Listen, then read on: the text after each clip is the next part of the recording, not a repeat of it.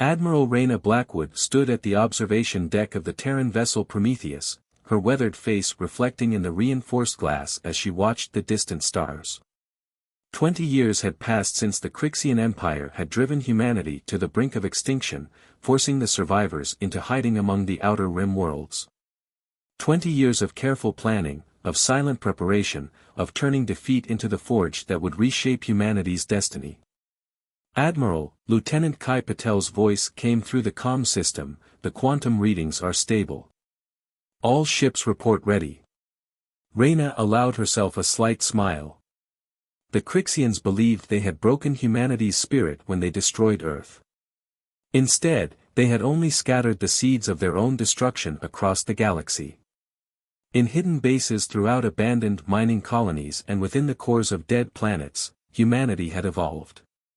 The fleet assembled before her represented humanity's renaissance.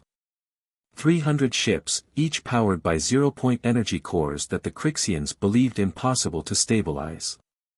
Their hulls incorporated living metal that could heal itself, developed by studying the organic technology of the mysterious void dwellers in the galactic core. But most importantly, each vessel carried crews who had been enhanced through the Nexus Protocol, human minds linked to quantum AI systems that could process combat decisions at speeds that made Crixian reaction times seem glacial. "Signal the fleet," Reyna commanded. "Operation Phoenix begins now." The target was Nueva Terra, once a thriving human colony, now a Crixian military hub. Intelligence gathered by their deep cover agents indicated that the Crixians' newest battlecruiser, the Pride of KRYX, was docked there for final outfitting. Taking it would not only provide a psychological blow but also give humanity access to the latest Crixian encryption protocols. The fleet dropped out of quantum space in perfect formation, their arrival masked by gravimetric dampeners, another, impossible, technology that humanity had perfected in exile. The Crixian orbital defense platforms remained silent, their sensors unable to penetrate the ship's phantom field generators. Commander Dante Rivera, leader of the strike team, stood in his drop pod aboard the assault carrier Nemesis.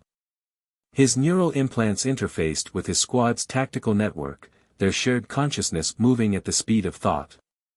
They had trained for this moment thousands of times in simulated combat, but now it was real.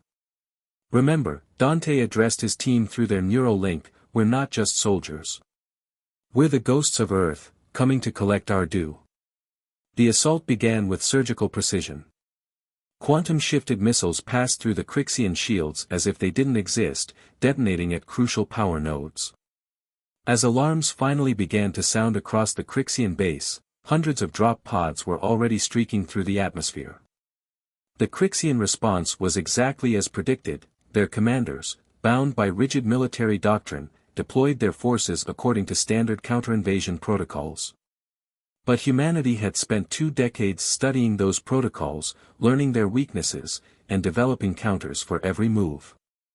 Dante's team landed directly on the Pride of KRYX's command deck, their phase shift generators allowing them to penetrate the hull itself. The Crixian crew, with their towering frames and iridescent scales, turned in shock as human warriors seemed to materialize from thin air.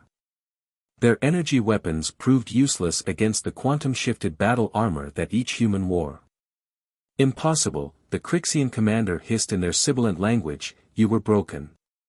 Defeated." "You taught us an important lesson," Dante replied as his team secured the bridge. "Never leave an enemy alive to learn from their mistakes." Above the planet, the space battle had already ended. Reyna's fleet had neutralized the orbital defenses without losing a single ship.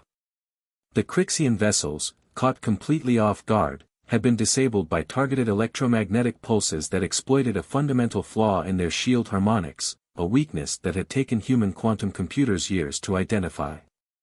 As reports of victory streamed in, Reyna activated the fleet-wide communication channel. "This is just the beginning," she announced. "For 20 years, they've slept soundly, believing us conquered. Today, they wake to a nightmare, the realization that humanity isn't just surviving, we're ascending. Send word to all resistance cells, Operation Phoenix is successful. The uprising begins now." The quantum transmitters carried her words to every hidden human enclave across the galaxy. In laboratories, training facilities, and secret bases, millions of enhanced humans prepared for war. The Crixians had thought themselves the apex of evolution, but they had never understood humanity's greatest strength, the ability to adapt, to take punishment and transform it into power. As Reyna watched Nueva Terra's sun rise over the horizon, she thought of Earth, of the billions lost. "We remember," she whispered. The Crixians had sought to write humanity's epitaph. Instead, they had only written the prelude to their own downfall. Within hours, the pride of KRYX had been completely secured, its databases being methodically stripped of intelligence by human quantum systems. But more importantly, the ship itself would serve as proof to every subjugated species in the galaxy: the Crixians were not invincible.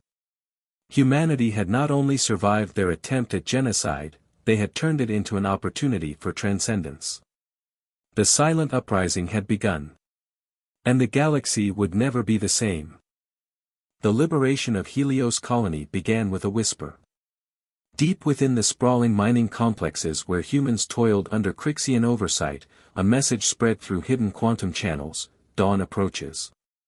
Fleet Commander Jackson Reed watched through enhanced optics as thousands of apparently docile human workers suddenly moved in perfect synchronization. Unknown to their Crixian masters, each worker had been secretly upgraded with neural implants over the past 5 years, their apparent submission masking a coordinated resistance network.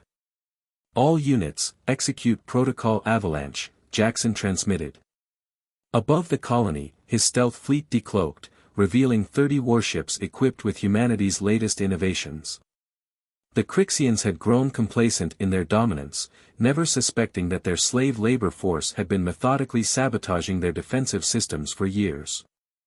Inside the colony's main processing facility, Dr. Isabella Voss activated the device she'd spent a decade perfecting. The quantum field generator pulsed, and every piece of Crixian technology within a 10-kilometer radius simply stopped working. Their supposedly unbreakable encryption collapsed against algorithms that human quantum computers had spent years cracking. "The override is complete," Isabella reported through the neural network. "Their systems are blind." The Crixian overseers found themselves facing an army where moments before they had seen only slaves. The human workers moved with enhanced speed and strength, their neural networks allowing them to coordinate with battlefield precision. Even more terrifying to the Crixians was the sight of their own security drones turning against them, reprogrammed through backdoors that human technicians had quietly installed during routine maintenance. From his command ship Retribution, Jackson coordinated the simultaneous liberation of 12 other colonies across the sector.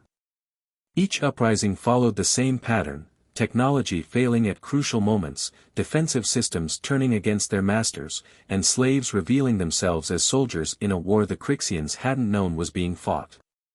"This is impossible," a captured Crixian administrator hissed at Isabella as she accessed their central database. "Your kind lacks the cognitive capacity for such advances." Isabella smiled as her neural implants processed the encryption faster than any Crixian computer could manage. "You mistook patience for weakness," she replied. "Every hour of suffering under your rule taught us something new. Every restriction you placed on us forced us to innovate in ways you never imagined." The database revealed what humanity had long suspected: the locations of dozens of other slave colonies, research facilities, and military installations. But it also contained something unexpected: evidence that the Crixians had been conducting experiments on captured humans, trying to understand how some had survived the devastating bioweapons used during the initial invasion of Earth. "Commander Reed," Isabella transmitted, "you need to see this. They've been studying us because they're afraid. Their own evolution has stagnated, while we keep adapting. They didn't enslave us just for labor, they were trying to understand how we keep surpassing their limitations." Jackson's enhanced mind processed the implications instantly. "Broadcast this across all frequencies," he ordered. "Let every subjugated species see the truth. The Crixians aren't superior beings, they're desperate to understand why they can't match our rate of advancement. As the data spread across the galaxy, other enslaved species began to resist. The Crixians had built their empire on a foundation of technological superiority, but humanity had spent 20 years systematically dismantling that advantage. Each liberated colony became a new base of operations, each freed population revealing new secrets about Crixian vulnerabilities. On Helios colony, Isabella made another discovery that changed everything. Hidden in the classified files was information about a Crixian facility deep in their home territory, a place where they kept their most dangerous secrets. Among those secrets was the true reason they had attacked Earth. They had foreseen humanity's potential to surpass them and had tried to prevent it. They failed, Jackson transmitted to the growing fleet of liberated ships. Their attack didn't end our evolution, it accelerated it. Now we're not just fighting for revenge, we're fighting for the future they tried to prevent. The liberation of Helios marked a turning point. Other species, seeing humanity's success, began providing intelligence, resources, and warriors to the cause. The Crixian Empire had spent centuries building walls between species to prevent unified resistance. Now those walls were crumbling. As Jackson watched freed humans embracing their newly liberated alien allies, he received word that the Crixian High Command had finally emerged from their stupor. They were mobilizing their main battle fleets, not just to crush the rebellion, but to finish what they had started with Earth. Let them come, Isabella said, her neural implants already formulating new strategies. They still think this is about territory or resources. They haven't realized that we're not just fighting for freedom, we're fighting to break every chain they've ever forged, including the ones they placed on their own evolution. The next phase would test humanity's new capabilities against the full might of the Crixian military. But as Jackson surveyed his forces, humans and aliens fighting side by side, enhanced bodies and minds working in perfect harmony with advanced technology, he knew that the real victory had already been achieved. The Crixians had sought to prevent humanity's rise to power. Instead, they had become the catalyst for our greatest transformation. The chains were breaking, and the sound of their shattering would echo across the galaxy. The Battle of the Crimson Nebula would be remembered as the moment when humanity's true power was revealed. 5,000 Crixian warships, the pride of their central fleet, emerged from quantum space to confront what their intelligence suggested was a vulnerable human supply line. They found instead an ambush 2 decades in the making. Grand Admiral Victoria Santos stood on the bridge of the Hyperion, her neural implants processing battlefield data from 1,000 sources simultaneously. The Crixian fleet had taken the bait, following carefully planted intelligence to what appeared to be a perfect trap, except they were the ones being trapped. All vessels, execute maneuver Hydra, Victoria commanded through the neural network. The seemingly disparate collection of human ships suddenly shifted, revealing their true nature. What had appeared to be separate vessels merged into massive battle platforms, their component ships combining through automated quantum-locked docking systems. First Officer Ravi Mehta monitored the Crixian communication channels as confusion spread through their ranks. "They're trying to adapt their formation," he reported, a grim smile playing across his face. "But they can't process our configuration fast enough." The human fleet had spent years developing the Hydra Protocol, a revolutionary combat system that allowed ships to combine and separate at will, creating fluid, ever-changing battle formations that no conventional military doctrine could counter. The Crixians, with their rigid hierarchy and inflexible tactics, found themselves facing an enemy that refused to fight according to any rules they understood. "Launch the swarm," Victoria ordered. From the merged battle platforms erupted millions of microdrones, each carrying a quantum consciousness copied from volunteer human pilots. The drones moved with impossible precision, their AI pilots unfettered by physical limitations. They slipped through Crixian shields, exploiting frequencies that only human quantum computers had been able to identify. The Crixian commander, High Marshal Vexthor, watched in horror as his supposedly impenetrable defenses were systematically dismantled. "This defies all known laws of physics," his transmission echoed across the battlefield. "What have you become?" "We became what you forced us to be," Victoria responded, her voice carried across all frequencies. "You gave us no choice but to transcend every limitation we thought we had." The battle unfolded like a deadly dance. Human ships separated and reformed in patterns that seemed chaotic but followed a deeper strategy developed by quantum strategic systems. Each configuration countered Crixian tactics before they could be fully implemented, as if humanity was fighting with perfect precognition. In a sense, they were. Hidden throughout the nebula were quantum sensor arrays that could detect the subtle fluctuations in spacetime caused by Crixian quantum communications. Every order their commanders gave was intercepted, analyzed, and countered before it could be executed. Dr. Marcus Wong, architect of the Quantum Consciousness Program, monitored the battle from his position in the Hyperion's technology core. "The swarm is exceeding all projections," he reported. "The quantum pilots are adapting faster than even our simulations predicted." The true horror of humanity's advancement became clear to the Crixians when their ships began to power down, their crews finding themselves unable to maintain control of their own technology. Years of careful infiltration by human-designed nanites, carried by seemingly harmless space dust, had created a hidden network within the Crixian fleet itself. "You relied too heavily on technology you thought only you could understand," Victoria transmitted to the increasingly desperate Crixian command. "While you were watching for conventional attacks, we were rewriting the fundamental rules of engagement." The swarm surrounded disabled Crixian vessels, their quantum pilots offering crews a choice: surrender or be locked out of their own ships permanently. Most chose surrender, their legendary pride crumbling in the face of such complete technological superiority. High Marshal Vexthor, watching his fleet fall to an enemy he had dismissed as primitive, made one final attempt to turn the tide.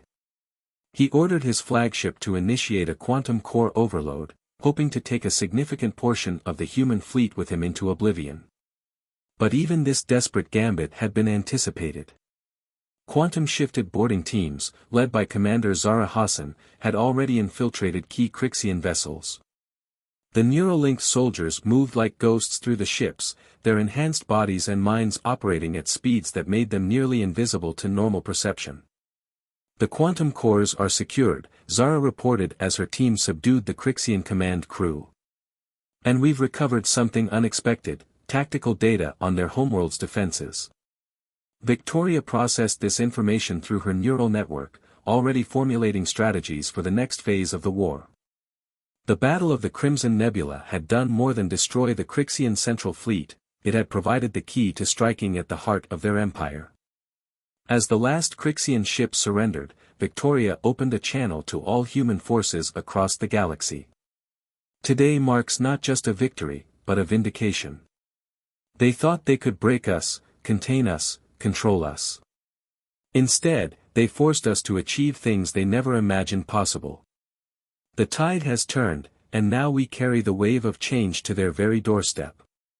The captured Crixian crews, watching human ships reconfigure themselves with impossible grace, finally understood the true magnitude of their error. They had tried to exterminate humanity because they feared our potential. In doing so, they had created exactly what they feared most, a species that had transcended all the boundaries they thought unbreakable. The battle was over, but its impact resonated across the galaxy. Other species, seeing the complete defeat of the supposedly invincible Crixian fleet, began openly pledging support to the human cause. The myth of Crixian supremacy had been shattered, replaced by a new legend, the story of humanity's rise from the ashes of near extinction to become something unprecedented in galactic history. The tide had turned, and nothing would ever be the same. The Crixian homeworld, KRYX Prime, hung in space like a dark jewel, a planet whose surface was entirely covered by a single vast metropolis. As the combined human fleet emerged from quantum space at the edge of the system, even their enhanced minds struggled to process the scale of the defensive infrastructure they faced. Strategic Director Nikolai Volkov studied the sensor data aboard the flagship Ascendant. "Their orbital ring is exactly where the captured data suggested," he observed, his neural implants highlighting key tactical points. "But something about these energy readings doesn't match our intelligence. The Crixian home system was defended by what appeared to be thousands of battle stations, connected by a web of energy fields that could theoretically vaporize any approaching fleet. But to the quantum-enhanced sensors of the human vessels, there was an odd artificiality to the display, as if they were looking at a reflection rather than reality. Fleet Admiral Diana Torres, who had replaced Victoria Santos after the latter's promotion to Supreme Commander, recognized the pattern. "It's a facade," she announced to her neural-linked command staff. "They're trying to project strength, but our quantum scans are detecting massive power fluctuations. Their mighty empire is running on borrowed time." The truth about the Crixian Empire had begun to emerge from decoded data recovered in previous battles. This supposedly ancient and superior civilization had built its dominance on stolen technology, maintaining power through careful manipulation of other species' perceptions. Their fearsome reputation had become a shield hiding increasing technological stagnation. "Begin Operation Oracle," Diana commanded. Throughout the fleet, newly developed quantum displacement drives activated. The technology, reverse-engineered from ancient ruins found on dead worlds, allowed human ships to exist partially out of phase with normal spacetime. Dr. Jihan Patel, monitoring the quantum displacement field from her station, reported success. "The fleet is operating at 40% phase shift. Their conventional sensors can't maintain a lock on us." The human armada advanced through the Crixian defense grid like ghosts through a wall. Weapons fire passed harmlessly through their partially phased ships, while their own quantum-shifted weapons found their targets with devastating precision. But the real shock came when they breached the upper atmosphere of KRYX Prime. The supposedly magnificent capital of the galaxy's greatest empire revealed itself to be a crumbling facade. Vast sections of the city were dark and lifeless, maintained only by automated systems that projected holographic images of activity and prosperity. "They've been lying to the entire galaxy," Nikolai transmitted as the data poured in. "Their population is a fraction of what they've claimed. They've been using automated systems and artificial environments to maintain the illusion of their supremacy." Through the neural network, the truth spread rapidly among the human forces. The Crixians hadn't attacked Earth out of strength, they had done it out of desperate fear. They had recognized in humanity the same drive to advance, to innovate, to transcend limitations that their own species had once possessed. But where humans embraced change and adaptation, the Crixians had chosen to stagnate, preferring to rule a dying empire rather than risk their position through continued evolution. The Crixian High Council, sealed within their central citadel, finally broke their silence. Supreme Overlord Zexcor's transmission carried none of the ancient species' legendary arrogance. "You have seen our truth. Will you now destroy us, as we once tried to destroy you?" Diana's response was broadcast across every frequency, in every language. "We're not here to destroy you. We're here to show you what you could have been, what you could still become." As human forces secured key points throughout the capital, they discovered vast archives of technological and biological research, abandoned centuries ago when the Crixians chose stability over progress. Among these archives were studies of humanity's potential, projections that had terrified the Crixian leadership into attempting genocide. "They saw in us their own reflection," Dr. Patel observed, studying the ancient data. "Not what they had become, but what they had once been, a species driven to constant improvement, unafraid of change." The conquest of KRYX Prime became something unexpected, not a destruction, but a revelation. Human scientists and engineers, their minds enhanced by quantum technology, began reactivating dormant systems throughout the planet. Districts that had been dark for centuries blazed with new life. In the Citadel's central chamber, Diana faced the assembled Crixian leadership. "Your empire was built on the suppression of progress, both your own and others. We're offering you a choice: join us in advancing, in breaking the chains you placed on your own evolution, or fade into history as a cautionary tale." The silence that followed was broken by a young Crixian scientist, stepping forward despite the horrified gasps of the council. "Teach us," she said simply. "Show us how to remember who we were meant to be." As human ships secured the last remnants of resistance throughout the system, a new understanding began to emerge. The greatest enemy humanity had faced wasn't the Crixian Empire, it was the fear of change, the temptation to choose comfortable stagnation over difficult progress. Diana opened a channel to Supreme Commander Santos. The heart of the Empire is secured. But I don't think any of us expected to find it already dying from within. The response came back instantly through the quantum network. Then we'll do what humanity has always done best, we'll help it live again. Prepare for Phase 5, Renaissance. The heart of the Empire had been exposed, but instead of destroying it, humanity had chosen a more difficult path, teaching an ancient species how to dream again. 5 years after the fall of KRYX Prime, the galactic core shimmered with unprecedented activity. Where once stood the symbols of Crixian dominance now rose the crystalline spires of the convergence, humanity's gift to a transformed galaxy. Supreme Commander Victoria Santos stood before the assembled representatives of 37 species in the newly completed Chamber of Ascension. The neural interfaces that had once served as tools of war now facilitated instant translation and shared understanding among the gathered species. We stand at a crossroads, Victoria began, her words resonating in each delegate's native language. When we defeated the Crixian Empire, we had a choice, to rule as they did, through fear and suppression, or to forge a different path. The chamber itself was a testament to that different path. Built using a combination of human quantum technology and restored Crixian engineering, it served as both a seat of government and a symbol of technological harmony.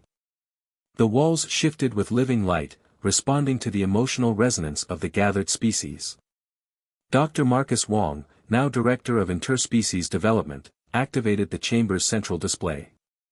A holographic representation of the galaxy appeared, showing the rapid spread of quantum integration networks across former imperial territories.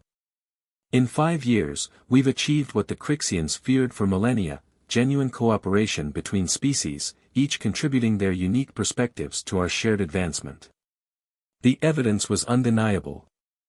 Former slave worlds had become centers of innovation. The Arthosians, once forced to mine resources for the Empire, now led developments in crystal computing. The Zentari, their natural ability to perceive quantum states enhanced by human technology, had revolutionized space travel. Most surprisingly, the Crixians themselves were changing. Under the guidance of Zyravek, the young scientist who had first reached out to humanity, a new generation had embraced the challenge of evolution. Their ancient knowledge, combined with human innovation, had yielded breakthroughs that benefited all species. But our greatest achievement, Victoria continued, isn't technological. It's the proof that advancement doesn't require domination. That strength can come from cooperation rather than conquest. The quantum network carried her words to every corner of the galaxy, where billions watched this historic moment. On countless worlds, humans worked alongside former enemies and slaves alike, building something unprecedented in galactic history, a civilization based on shared growth rather than hierarchical control. Commander Dante Rivera, his once military neural implants now dedicated to coordination of interstellar reconstruction, presented the next phase of development. We're detecting signals from neighboring galaxies, he announced. The question is no longer whether we'll advance, but how far we'll reach. The assembled delegates watched as projections showed the possible paths of expansion. But these weren't plans for conquest, they were proposals for exploration, for reaching out to new civilizations with offerings of partnership rather than demands for submission.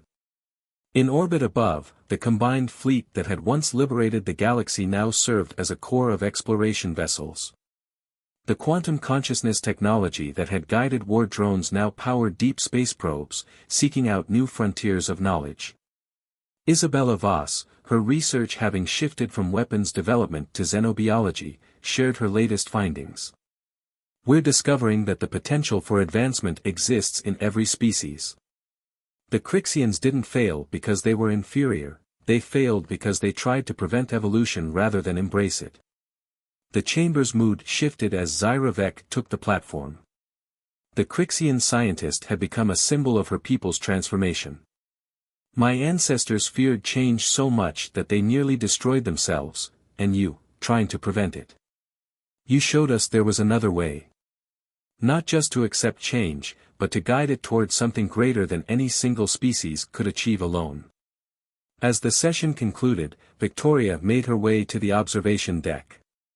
The galaxy spread out before her, no longer divided by imperial borders but connected by shimmering quantum networks.